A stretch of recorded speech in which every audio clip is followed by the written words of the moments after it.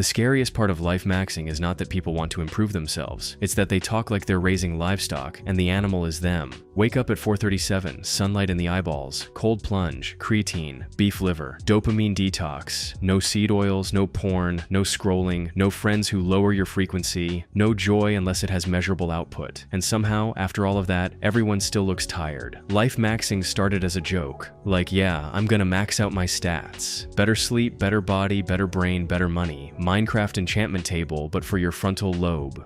Cute. Then it got weird. Because the internet took basic self-care and turned it into a religion for people who are terrified of being ordinary, and every religion needs a devil. For life maxing, the devil is comfort. A normal breakfast is poison. A lazy morning is spiritual decay. Watching a movie is consuming low-vibration content. Hanging out with friends is only allowed if they're high agency. Eating a cookie is basically letting your bloodline down. You are not a person anymore. You are a startup with skin. Your body is the product. Your mind is the dashboard. Your emotions are bugs. Your friends are network assets. Your childhood trauma is content. Your loneliness is just the price of greatness. That's not discipline. That's a rebrand of panic. And the most insane part is that life maxing pretends to be freedom while giving you a smaller and smaller cage. At first, you quit junk food.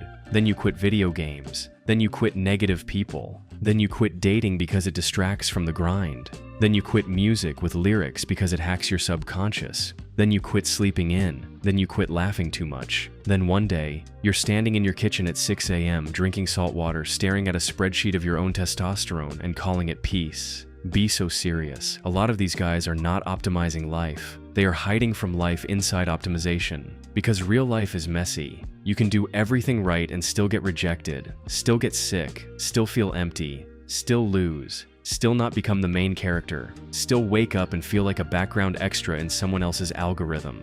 But life maxing offers a fantasy. If you control every input, you can control every outcome.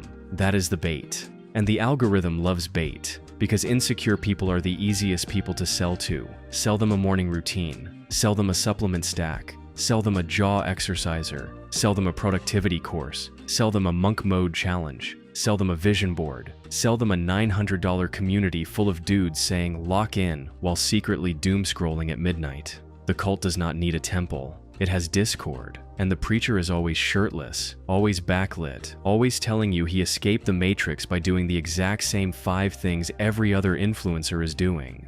Here's the plot twist. The people who actually have good lives usually do not talk like this. They go outside, they have hobbies that don't scale, they eat dinner without turning it into a moral audit. They are not constantly narrating their own discipline like a war documentary. They improve, yes. But they do not need to turn every breath into proof that they deserve to exist. That's the disease underneath life maxing.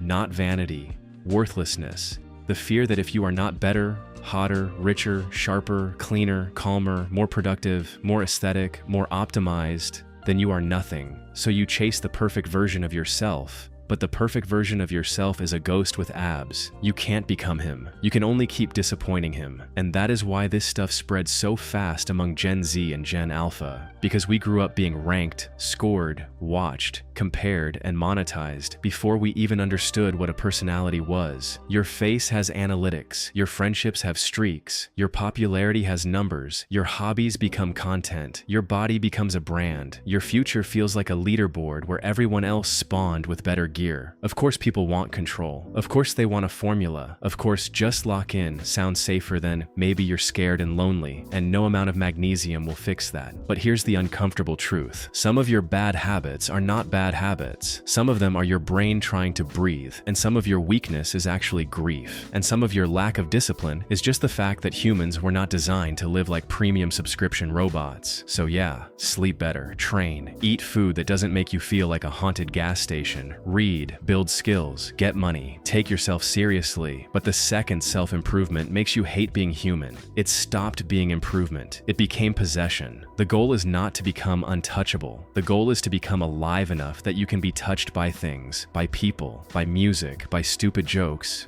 by rest, by a day that has no lesson, by a meal that is just a meal, by a life that is not always trying to justify itself. Because the final boss of life maxing is not laziness, it is the moment you realize you optimized everything except your ability to feel okay.